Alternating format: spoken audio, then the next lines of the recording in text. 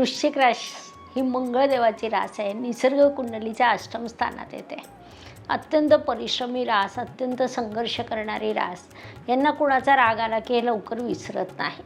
त्याला कारण आहे की ही रास निसर्गतः परस्पर विरोधाभास घेऊन या पृथ्वी तलावर आली.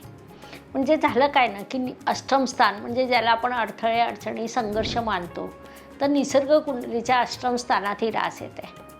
ही रास आहे जलतत्वाची.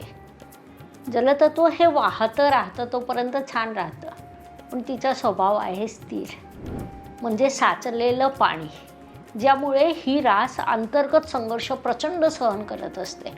त्या संघर्षातून वाटचाल करून स्वतःच्या कुटुंबाला यशस्वी करणं, पैसा कमवणं हे त्यांचं ध्येय ते साध्य करतात. यांना मित्र, भावंड यांचं सहकार्य कायम असतं, कारण हे जे संघर्ष आणि करतात ते त्यांना सगळ्यांना आवडतं. त्यांना आदर्श वाटतं की वा म्हणजे आपला मित्र हे करतोय, त्यामुळे यांचे मित्र यांना सतत सहकार्य करत असतात. 2026 हे जे वर्ष आहे ते रवी ग्रहाचं आहे आणि मंगळ आणि रवी म्हणजे राजा आणि सेनापती त्यांच्यात मैत्री आहे. त्यामुळे वृश्चिक राशीसाठी त्या अर्थाने हे वर्ष शुभ आहेच.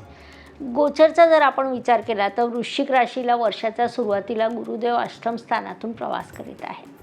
म्हणजे सुरुवातीचे 6 महिने संघर्ष आहे, पण ज्या दिवशी गुरुदेव कर्क राशीत जातील तेव्हा पंचमेश पंचमाच्या पंचमात अत्यंत शुभयोग निर्माण होईल.